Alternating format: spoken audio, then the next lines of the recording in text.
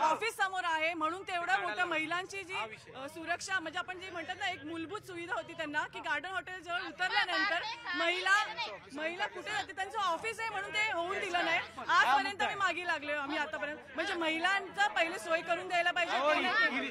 इर्शालवाडीची एवढी घटना आहे, इर्शालवाडीत तुम्ही सांगा ना तिथे कोण दिसलं? माझ्या संस्थेच्या माझ्या पंचायत मंदिरामध्ये ते 4 दिवस होते, कोण आले काय नाही तुम्हाला क्लिअर? ठीक आहे 2-3 महत्वाचे मुद्दे पाण्याचा मुद्दा आहे, पाण्याचा मुद्दा समजून घ्या।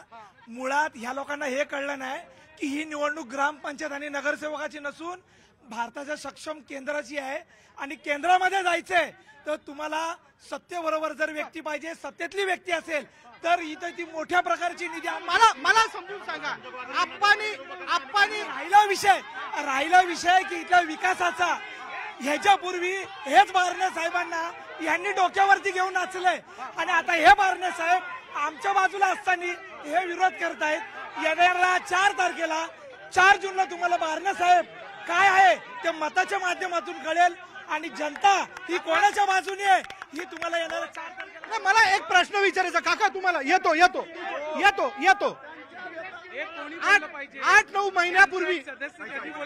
8-9 महिन्यापूर्वी बारणे तिकडे गेले, ते गद्दार झाले तुमच्या दृष्टीने, पण तुम्ही 10 वर्ष सांभाळलं ना त्यांना, तुम्ही त्याचे पालखीचे भुई होतात की नाही? एक मिनिट बारणे निवडून आला तो कोणाच्यामुळे निवडून आले? शिवसेनेच्या आणि उद्धव साहेबांच्या मुळे निवडून आले। आमच्या एक मिनिट आम्ही गद्दार कधी म्हणतो? ही गद्दारी त्यांनी शिवसैनिकांसाठी की ज्यांनी आम्ही घाम गाळला त्यांच्यासाठी त्यांनी जी गद्दारी केली। माझा प्रश्न आहे त्यांनी इथले प्रश्न सोडवले नाही, 10 वर्षात तुम्ही का बोलला नाही?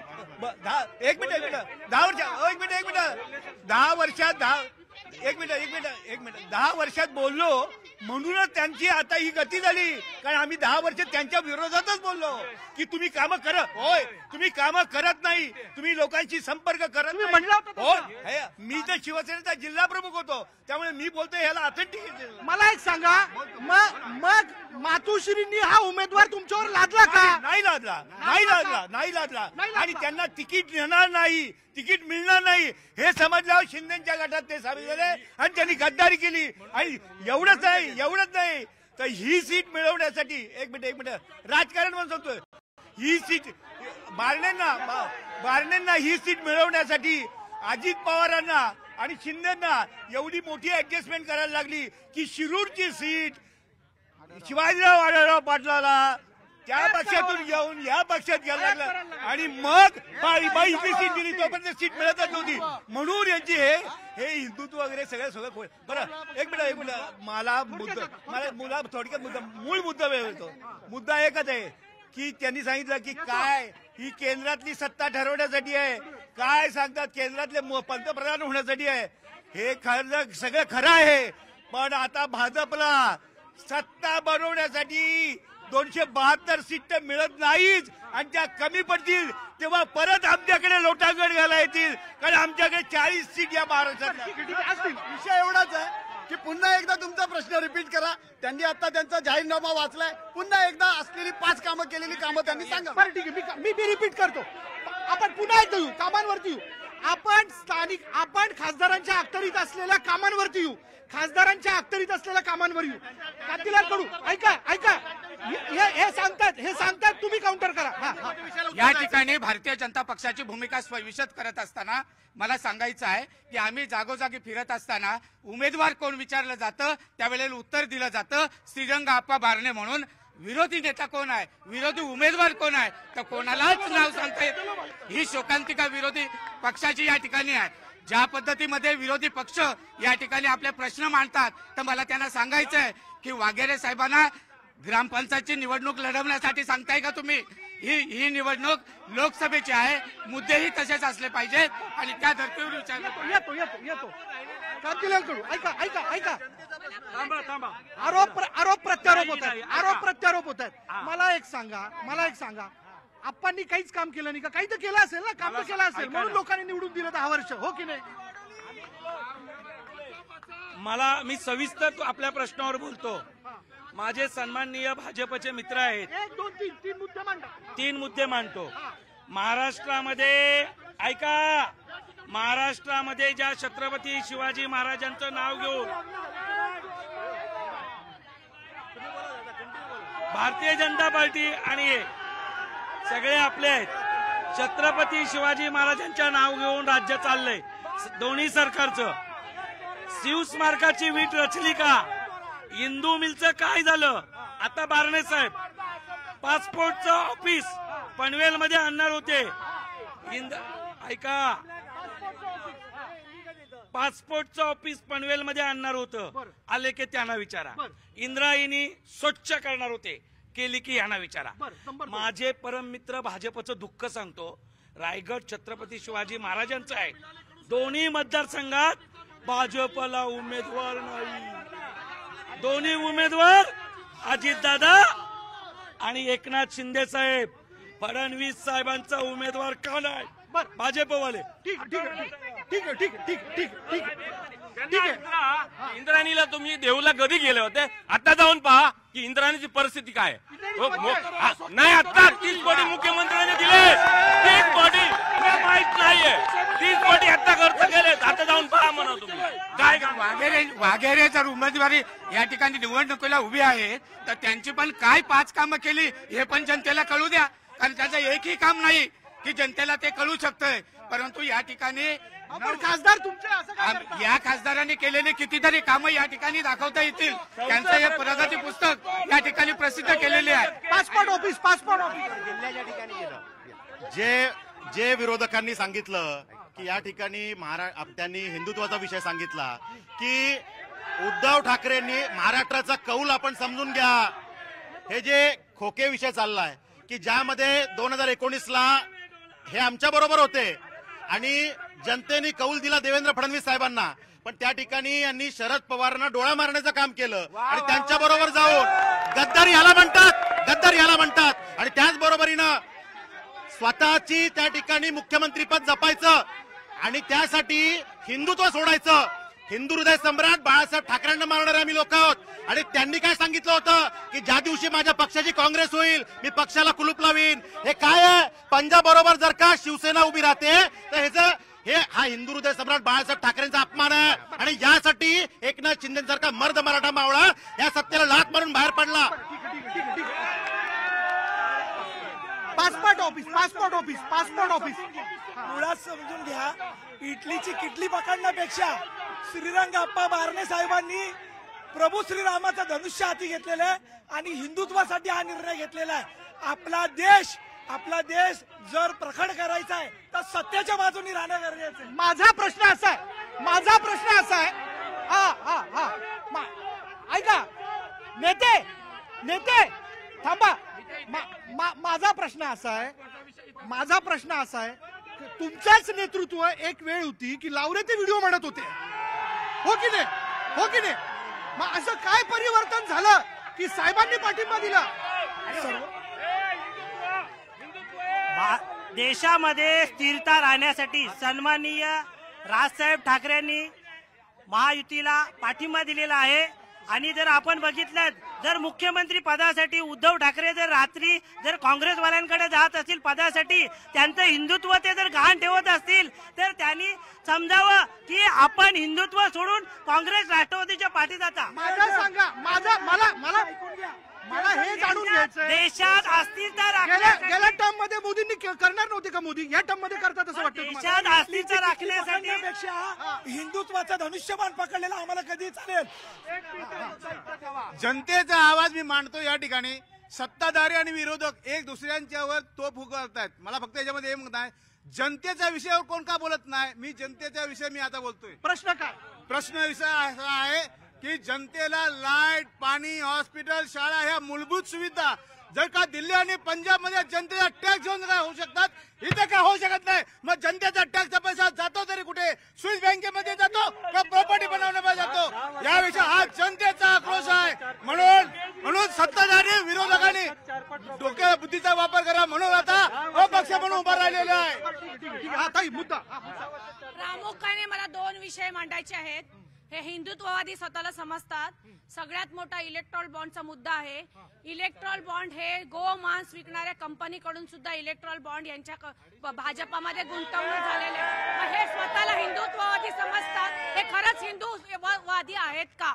दुसरा मुद्दा, हे काँग्रेस मुक्त भारत करायला निघाले होते.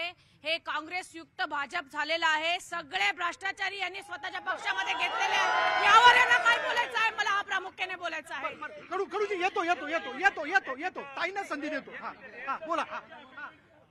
ज्या अर्थी भाजप 400 पारच्या घोषणा देतोय, ज्या अर्थी आम्ही 400 पार जाऊ अशा घोषणा देतो, तुम्हाला प्रत्येक पक्षात भ्रष्टाचार केलेली लोक तुमच्या पक्षात घ्यावी लागतात. आणि मुळात साहेब, हा रायगड जिल्हा आहे आणि या रायगड जिल्ह्याला छत्रपती शिवाजी महाराजांचा वारसा लागलाय. जेव्हा जेव्हा गद्दारी झाली, जेव्हा जेव्हा असा अन्याय जिल्ह्यावर झाला किंवा या भारतावर झाला, या देशावर झाला, तेव्हा तेव्हा तशा लोकांचा नाश झालेला आहे. आणि इथे जरी किती जरी वल्गना करत असले, किती जरी आता आमचे मित्र इथे वल्गना करत असले, तर माझं म्हणणं आहे की इथून गद्दारांना धडा शिकवल्याशिवाय आम्ही स्वस्थ बसणार नाही. ही जनता यांना धडा दाखवेल. मी कोणत्याही पक्षाची प्रतिनिधी नाही आहे. मी एक सर्वसामान्य जनतेमधून आलेली आहे, सामान्य नागरिक म्हणून इथं आलेली आहे. आमच्या इथं पाणी 15 दिवस झाले पाणी येत नाहीये. खड्डे पूर्णपणे रस्त्याने भरलेले आहेत. त्याच्यानंतर परत आम्ही जेव्हा रेल्वे स्टेशनला जातो तर एकच पूल आम्हाला जायला आहे. त्या पुलावरती एवढी गर्दी असते की भीती वाटते की कधी ऍक्सिडेंट होईल का. मग हा पूल आम्हाला बांधला कधी जाणार? आम्हाला त्यासाठी खूप लांब जावं लागतं. रिक्षाला आम्हाला 40 रुपये मोजावे लागतात. 5 मिनिटाच्या अंतरासाठी सुद्धा आम्ही 40 रुपये मोजतोय.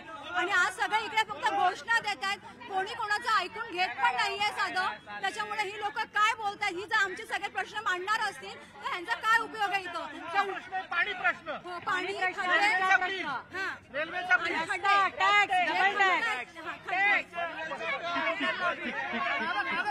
ठीक आहे. आता बघा, ताईंने इथले स्थानिक येते, त्यांनी पाण्याचा मुद्दा मांडला. 15 दिवसांनी एकदा पाणी येतं. रेल्वेच्या ब्रिजचा मुद्दा मांडला, रस्त्याचा मुद्दा मांडला.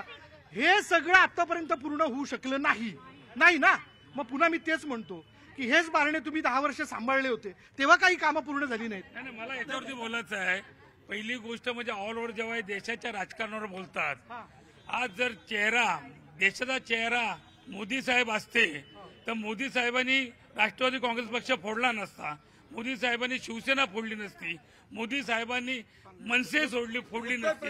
मनसेने आपण मोदी साहेबांनी काँग्रेस फोडला नसता, मनसे फोडला.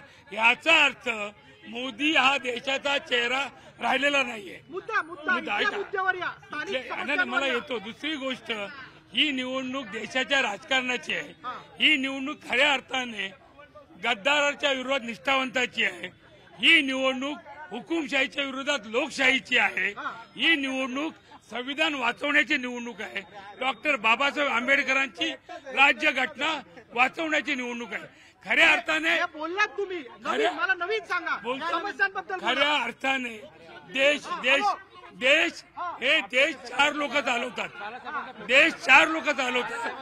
मला जरा बोलायचं देशावर. मला काय म्हणायचंय, तुम्ही जनतेच्या समस्या सोडवाल तर जनता तुम्हाला निवडून देणार आहे. इथले स्थानिक प्रश्न, पाणी प्रश्न, रस्ते जे खासदारांनी सोडवायला पाहिजे होते, ते खासदारांनी आजपर्यंत कुठल्याही प्रश्नाला हात घातला नाही. उरणचं JNPT असेल त्याचं खाजगीकरण करण्याचं काम सुद्धा त्याच्या पाठीमागे बारणे होते. उरणची BPCL असेल त्याचंही खाजगीकरण झालं. उरणमध्ये एक हॉस्पिटल नाहीये. जसं पाण्याचा प्रश्न आहे, मालमत्ता कराचा प्रश्न आहे, कुठल्याही प्रश्नामध्ये बारण्याने कुठेही हात घातला नाहीये. ठीक आहे. स्थानिक मुद्दा पनवेल महानगरपालिकेच्या दुटप्पीकरण धोरणामुळे जे सगळी जनता त्रस्त झालेली आहे आणि 1 रुपयाचा कर 10 रुपयावर नेऊन ठेवला होता. 2016 साली जेव्हा ही कॉर्पोरेशन झाली त्यावेळेला कॉर्पोरेशनमध्ये असा ठराव झालेला होता की नवीन कर आकारणी म्हणजे जुनी कर आकारणी बदलून कोणतेही जिजिया कर आकारणी करण्यात गेली, पण तरी देखील केली. आणि त्यावेळेला राजवट या भाजपवाल्यांचीच होती. 1 मिनिट. आणि एवढंच नव्हे तर भाजपची सत्ता होती आणि भाजपची राजवट होती. दुसरं, आता आम्हाला विजन म्हणून विचाराल तर आम्ही तुम्ही बारणेंचा प्रश्न विचारला मगाचा, त्याच्याबद्दल सांगतो की बारणेंना आम्ही सांगितलं होतं की ह्या करपट्टीच्या विरुद्ध तुम्ही आवाज उठवा. आवाज उठवला नाही. इथल्या स्थानिक लोकांनी एक सेकंड शेवटचा स्थानिक लोकांनी उपोषण केलं. एवढंच नव्हे तर याच्याबद्दल आमची मागणी अशी आहे, त्याची पुढची मागणी अशी होती की 500 फुटाचं स्क्वेअर फुटाचं घर हे कोणतीही कर आकारणी न करता मुंबईमध्ये ज्या पद्धतीने उद्धव ठाकरे फ्री केलं. ठीक आहे आपण किती प्रयत्न केला बघा. आपण हा येतो ना माऊली, येतो तुमच्याकडे देवा, एक एक टप्प्याने येतो. आता वेळ देतो मी तुम्हाला. बघा, वारंवार पाणी रस्ते या सगळ्या विषयाला घेऊन हा मुद्दा या ठिकाणी येतोय. इथले प्रामुख्याने मुद्दे, उद्योगांचं खासगीकरण बार्नेंनी केलं असा आरोप देखील केला जातोय. उरणमधल्या काही कंपन्यांच्या संदर्भातला किंवा इथं असणाऱ्या काय नेमकं तथ्य आहे, काय नेमकं तथ्य आहे लोकसभाच कळली नाही. मुळात यांना अजून लोकसभाच कळलेली नाही. हे मतदान लोकसभेचे चालू आहे. पण आरोप तुमच्या खासदारांवर होत आहे. आरोप करण्याशिवाय यांच्यात काही शिल्लक नाही, कारण कर्तृत्व शून्य मंडळी आणि कर्तृत्व शून्य काँग्रेस आणि पिल्लावळ ही सगळी आजपर्यंत 75 वर्ष या देशाने भोगली. 2014 पूर्वीचा भारत आणि 2014 नंतरचा भारत हा जेव्हा कम्पेअर केला जातो, जनता साक्षीदार आहे. यापूर्वी या काँग्रेसच्या पिल्लावळींनी लाखो करोडांचे घोटाळे केले. टीव्ही लावला की आम्हाला दिसायचा 2G स्पेक्ट्रम घोटाळा, कॉमनवेल्थ घोटाळा, 1,91,000 करोडचा घोटाळा, कलमाडींनी केलेला 70,000 करोडचा कॉमनवेल्थ घोटाळा. हे हा देश भोगत होता. आमच्या खिशातले पैसे चोरण्याचं काम यांनी केलं. पण न मैं खाऊंगा न मैं खाने दूंगा हे सांगणारे मोदीजी आज देशाला तारतायत. संविधानाचा विषय त्यांनी मांडला. 1 मिनिट घेणार आहे. संविधानाचा विषय मांडला. या काँग्रेसनी कायम संविधानाचा अपमान केला. डॉक्टर बाबासाहेब आंबेडकरांना ज्यांना पुतणी आम्ही मानतो, भंडाऱ्याला आणि मुंबईला 2 वेळा निवडणुकीत त्यांच्या विश्वासघाताने पाडण्याचं काम या काँग्रेसने केलं. जे संविधान काश्मीरला लागू नव्हतं, डॉक्टर बाबासाहेब आंबेडकरांचं, ते काश्मीरला लागू करण्याचं काम मोदीजींनी केलं. सन्मान, संविधानाचा सन्मान मोदीजींनी केला. नेते त्या स्थानिक नागरिक आहेत, त्यांनी प्रश्न या ठिकाणी उपस्थित केला. बघा, रेल्वेचे ब्रिज, रेल्वेच्या समस्या, हा विषय त्या खासदारांच्या अखत्यारीत येतो ना. पाण्याचा मुद्दा, तुम्ही इथले स्थानिक आहात, तुम्हाला शल्य वाटत नाही का की मावळ लोकसभा मतदारसंघात मावळ हा प्रश्न तुम्हाला पण असेल, तुम्ही उपस्थित केला, तुमच्या वतीने मी उपस्थित करतोय. तुम्हाला या गोष्टीचं दुःख वाटत नाही का की 15 दिवसांनी पाणी येतं? कॉर्पोरेशनवर तुमची सत्ता आहे. मुळात 15 दिवसांनी पाणी हे पनवेलमध्ये राहतात का प्रश्न आहे. कुठं 15 दिवसांनी पाणी, काय कुठला विषय चाललाय? व्यवस्थित पद्धतीनं पाणी पुरवठा पनवेल शहराला होतो. आणि संजोग वागिरेंचा जर विषय असेल आणि या विषयावर निवडणूक लढायची आहे तर माझी विनंती आहे, संजोग वागिरेंना नगरपालिकेला उभे करा. आम्ही त्या मुद्द्यावर डिस्कस करू. आज जेव्हा देशाची निवडणूक आहे तेव्हा संजोग वागिरे देशात काय दिवे लावणार, संसदेत काय दिवे लावणार ते सांगा. राहुल गांधी देशात काय दिवे लावणार, संसदेत काय दिवे लावणार ते सांगा. त्यामुळे त्या विषयावरती आपण आलं पाहिजे. आज मोदीजी या सीटवर मोदीजी लढतायत हे आमच्यासाठी महत्वाचं आहे. बारणेजी